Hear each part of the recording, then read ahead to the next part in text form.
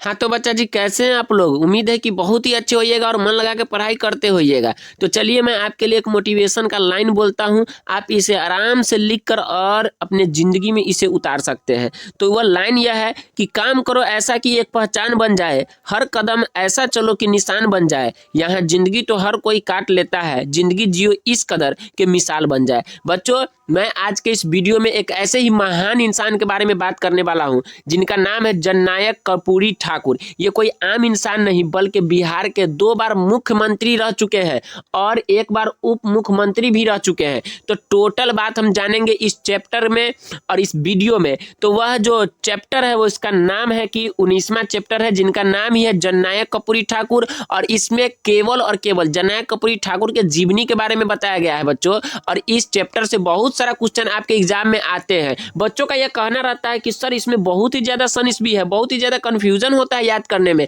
लेकिन मैं आपको गारंटी देता हूं कि अगर आप इस वीडियो को अंत तक देखते हैं तो आपका कोई भी कंफ्यूजन नहीं रह जाएगा।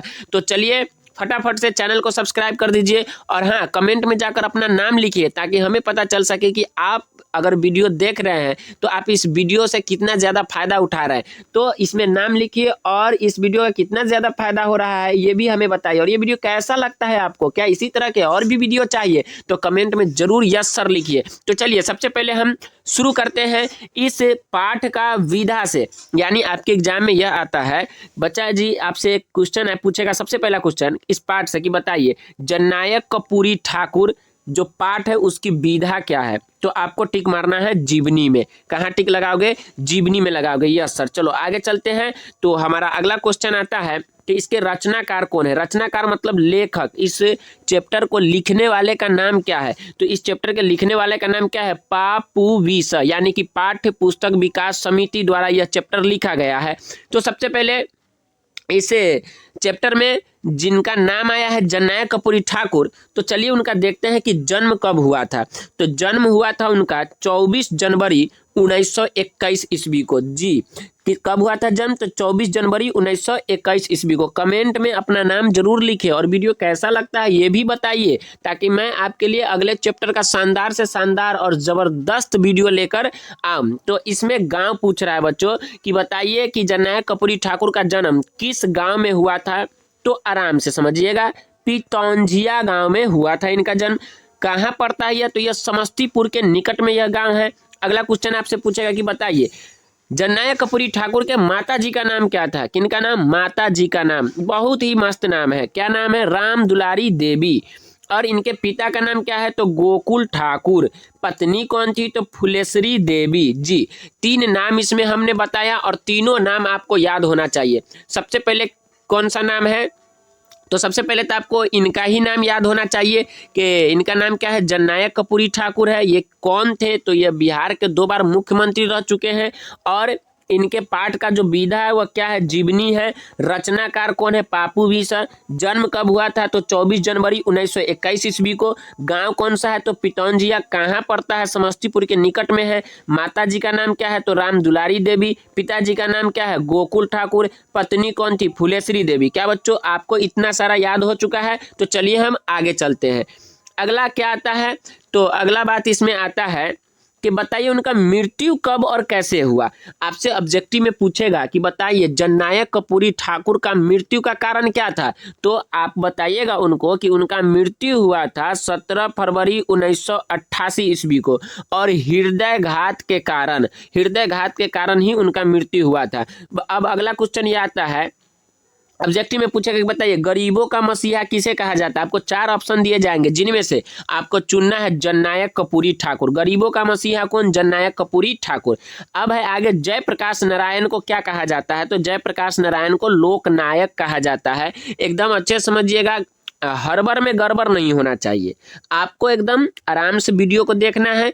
इन सारा बातों को जो है एक कॉपी में नोट कर लेना है। अगर आप कहें तो मैं आपको पीडीएफ भी भेज दूंगा। व्हाट्सएप पर आप हमें मैसेज कीजिए, नंबर लिख लीजिए आप मेरा और इस नंबर पे मैसेज कीजिएगा। वो मेरा नंबर यह है कि 90 31 और 72 42 और कितना 59 लिख लीजिए नंबर 90 31 72 42 और कितना है तो 59 है। ये मेरा व्हाट्सअप नंबर है, डायरेक्ट हमें मैसेज कीजिए और मैं आपको ये PDF भेज दूंगा, जहां से आप याद करके बहुत ही अच्छा तैयारी कर सकते हैं अपने बोर्ड परीक्षा की। वीडियो देखने में मजा आ रहा है तो चलिए आगे चलते हैं।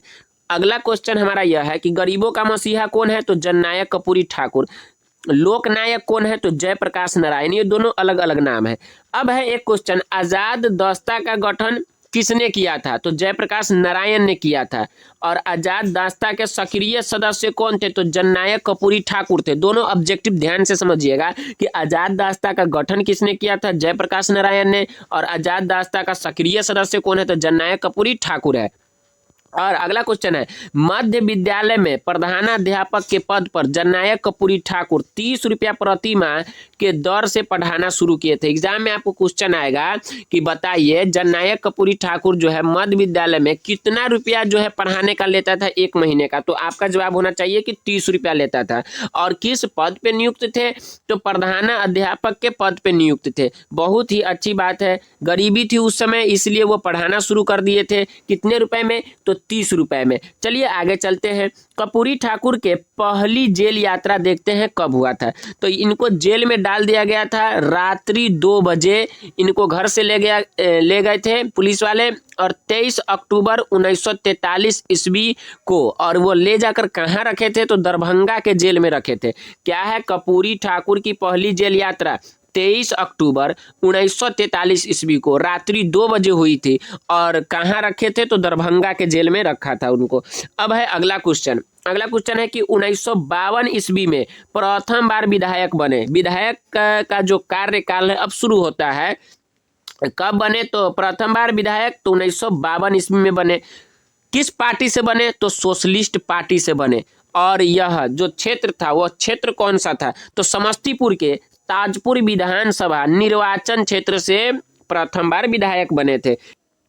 हमारा यह क्वेश्चन आता है कि बताइए विधानसभा के सदस्य वह कब से कब तक रहे तो 1952 ईस्वी से 1988 ईस्वी तक रहे। क्या है अगला क्वेश्चन कि 1957 ईस्वी में कर्पूरी ठाकुर एक हैजा पीड़ित व्यक्ति को कंधे पर उठाकर 5 किलोमीटर दूर अस्पताल तक पहुंचाया था।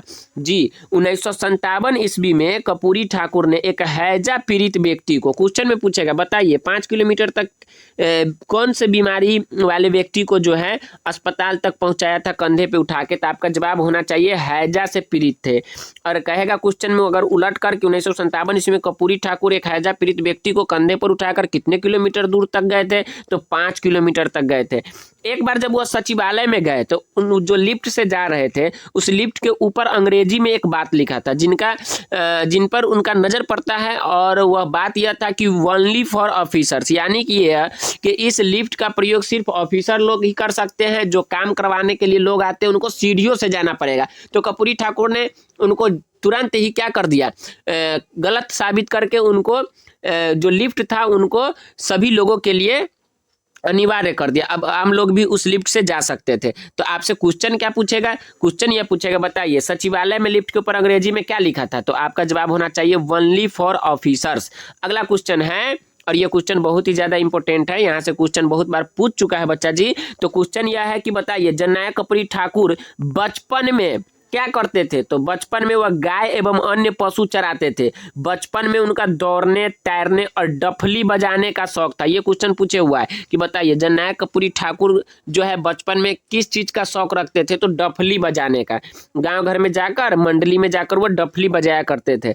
और उनका जो है स्कूल में दाखिला कितने वर्षों का जब हो गए थे तो तब करवाए थे तो उनका स्कूल में दाखिला 6 वर्ष के जब हो गए थे तो स्कूल में उनका दाखिला हुआ था। अब उनके पढ़ाई लिखाई के बारे में थोड़ा सा हम बात कर लेते हैं। सन 1940 ईस्वी में द्वितीय श्रेणी से वो मैट्रिक पास किए थे, यानी सेकेंड डिवीजन से जननायक कर्पूरी ठाकुर जो है कब तो 1940 ईस्वी में मैट्रिक किए थे।